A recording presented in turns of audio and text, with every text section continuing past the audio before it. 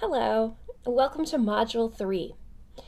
As you know, Charles Darwin's major intellectual contribution to biology was to fundamentally shift us from thinking about organisms typologically to thinking about them as populations. Variation. Variation is the key concept here. Variation isn't just noise, it's the key to how evolution works, how life on Earth manages to persevere through dramatically different environments and conditions over geological time. So in this module, we will move more into the nuts and bolts of how biological variation is quantified and studied.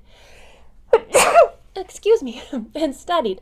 But first, let's take a moment to think more specifically about how a typological approach to the diversity of life works.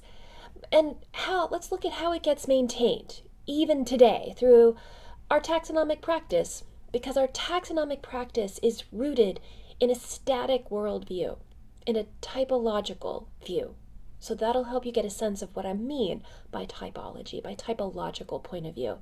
Now, this dilemma about our taxonomy versus our practice, this dilemma is something that we need to keep at the forefront of our mind as we think about human biological variation.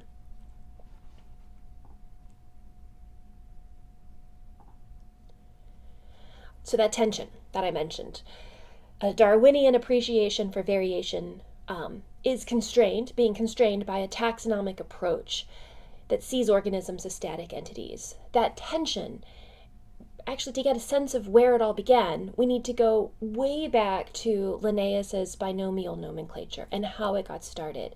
So if you didn't have a chance to read through the info page for Module 1 that provides an overview of Linnean taxonomy, hit pause right now and go read that first.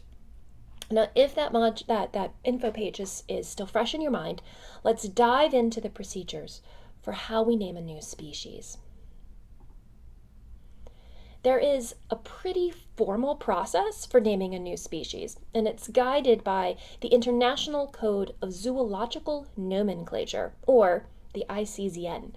This was developed and updated by the International Commission on Zoological Nomenclature.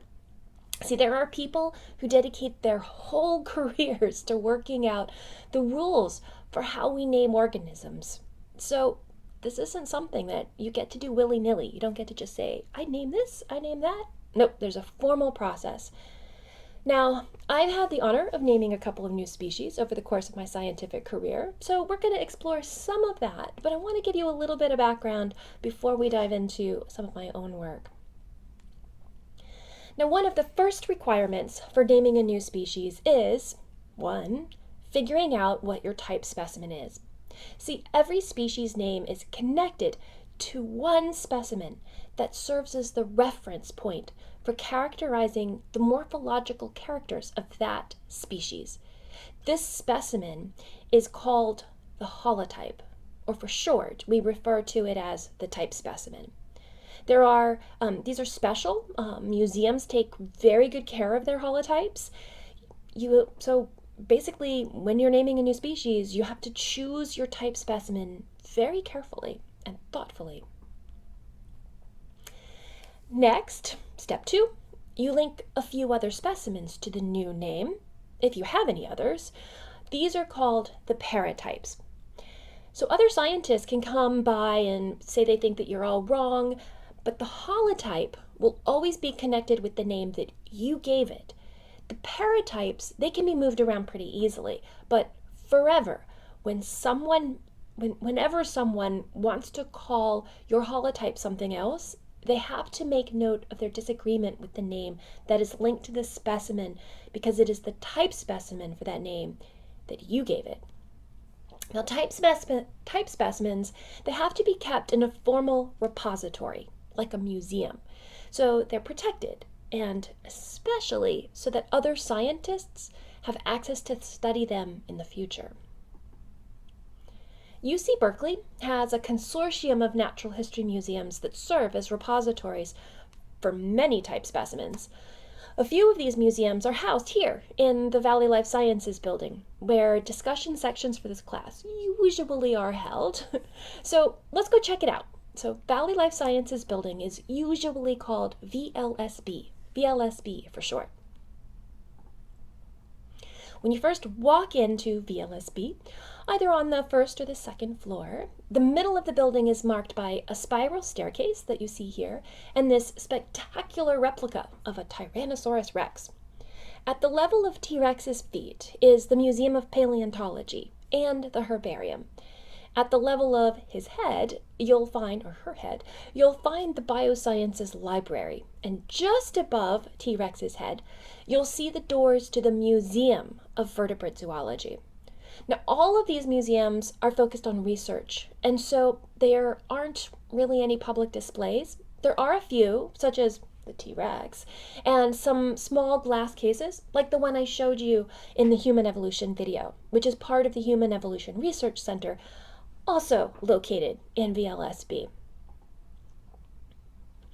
So up on the second floor, as I mentioned, is the Museum of Vertebrate Zoology, or the MVZ for short. Everybody has to have their acronyms, right?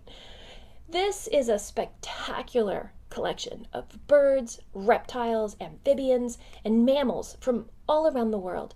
They were collected over the last century. So with 740,000 specimens, it's not surprising that the MVZ is the repository for many type specimens. Let's take a look at one of them.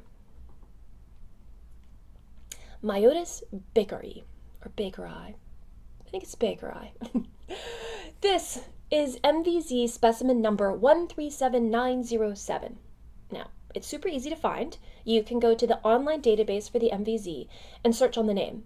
The record will come up, and you'll see that this, in the collection, is a skin and a skull, and you can see these in the photo to the right. They were collected in Peru, South America, on July 30th, 1969. So more specifically, this animal was caught and sacrificed for science 7 kilometers south-southeast of Chilca. And then it was brought back to the MVZ and deposited into the collections for future scientists. Now, this genus, Myotis, it might be new to you. So Myotis is actually part of a group of large bats called fruit bats. People who work on bats, they tend to think they're cute, but me, not so much. But they're super interesting. And I mentioned that specimens are deposited in museums so that future scientists can study them. And for MVZ specimen 137907, that is exactly what happened. While the specimen was collected in 1969, it wasn't until 50 years later that Riccardo Moratelli and colleagues recognized it to be distinct from other bats. In 2019, they published a paper naming a new species, and specifically referring to this exact specimen as the holotype. So this specimen will always be referred to as the example for the species, Myotis bakereye. So this is another key step in the ICZN's protocol for properly naming a new species. You have to deposit the type specimen in a museum, and you have to publish the name in a scientific journal, which is exactly what Moratelli and colleagues did in 2019 in a special publication from the Museum of Texas Tech University. Now, you can't name a new species in a newspaper article. If these biologists had told a journalist about this first, and that journalist, she wrote up a story in National Geographic about this super cool new species of bat named Myotis bakereye, well, the name would have ended up being invalid. Moratelli couldn't have used the name in this publication, and they'd have needed to come up with something else. So those ICZN people are particular about the process. But it makes sense to be very particular about how this is done. Otherwise, there's confusion. See, biologists really need taxonomic names in order to have conversations about biodiversity. If there's confusion over when someone means when they say Myotis bakereye, then we aren't able to communicate well, and the science really suffers. Now, during our fieldwork in Ethiopia, I had mentioned before my own work, so I'm going to take you into my own research. So during our fieldwork in Ethiopia, I'd been part of the field team who discovered the bones of a pretty big monkey that lived 4 million years ago. So, as you can see from the jaw fragments in the photograph here, from the jaw fragment, it's just in different views, the morphology of this monkey, it looked a lot like a monkey from 4.5 million years ago. But this one and the paratypes around it were about 3 to 4 standard deviations larger than the monkey that lived 500,000 years previous in time to it. Now, we're going to talk about standard deviations a little later in this module, so tuck that little piece of information into your brain and let it resurface when we get there. Now, because of that significant size difference, I named these younger fossils a new species in the same genus as the 4.5 million year old monkey. This one is Consequently hafu. Now, one of the awesome things about naming a new species is that you get to choose the name. These fossils are from the Afar region of Ethiopia. In the Afar language, the word for big monkey is hafu, which is a bit of a play on the calls that the large baboons make. They go, hafu, hafu. And so, in honor of the wonderful Afar colleagues we work with, I used their word for this monkey's name. And I could have called it Consequently Wuchi after my weird cat, but yeah, that doesn't seem right for a fossil that comes from Eastern Africa. So in this paper, in the paper then, where you name a new species, you have to explain why you chose the name that you did. So choose wisely, and also choose respectfully. When you look back through older literature, it's actually kind of hilarious to see the reasons that people choose the names they did. For South African baboons, for example, the paleontologists, they went a little wild and they gave a new name to just about every skull they found there for a while. And so it seemed like they were in this competition to name the species in honor of each other as many times as possible. So another genus, the name of this scientist, and then like a tit for tat back and forth. Jeez.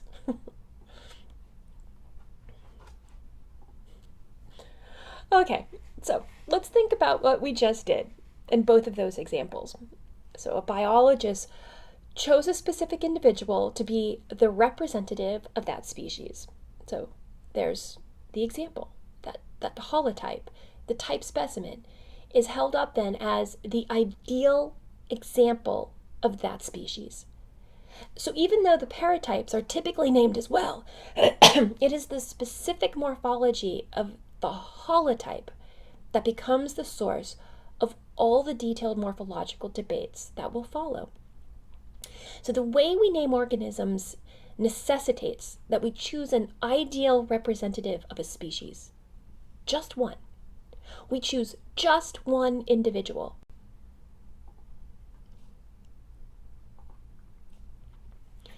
There are 2 tacit assumptions in Linnean taxonomy that we need to be well aware of.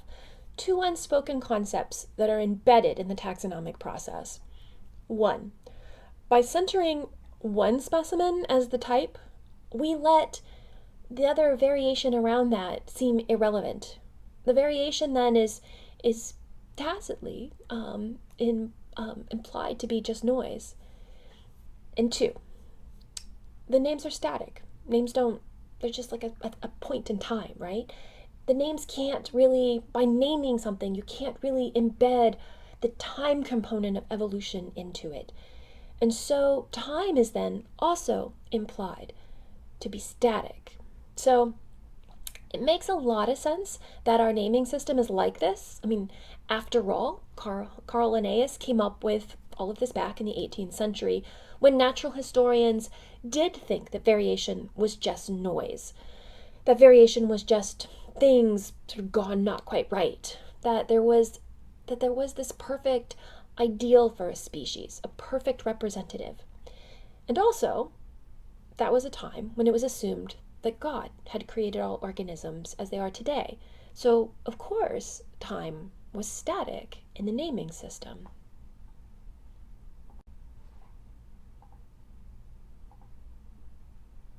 So this is why we call it a typological approach to variation.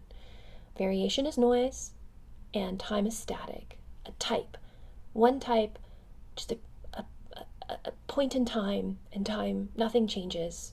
Variation isn't important. This is a typological approach to variation. So the taxonomic approach that biologists use today, it just wasn't designed around the way that life actually is. Now, if I were queen of zoology, I would fix this problem. But, it turns out that apparently no one wants to name me queen and give me this sort of power. So we're kind of stuck with it. That means that we all need to be aware of the limitations of names. Names are just names. A scientist made it up, and based on their judgment, they decided what the type specimen should be. They decided when there was too much variation, when another species should be named rather than just including that variation within the paratypes of another species. There is a tremendous amount of subjectivity in taxonomy. Now, I disagree with a lot of my colleagues, and they disagree with me. We spend a lot of time debating these matters, but we all agree that evolution occurred. Fundamentally, we all agree that organisms have changed over time, that the variation within and between species is fundamentally important to understanding the evolution of life.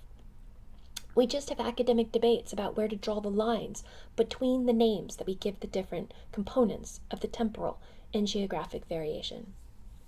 Now, before I let you go, I have a fun little example to help get you thinking about how important it is to consider temporal variation that occurs through time, and geographic variation. Now on the left, geographic variation, and on the right, temporal variation. It's all Coca-Cola. Is it all the same Coca-Cola? I don't know. We could debate that if you'd like.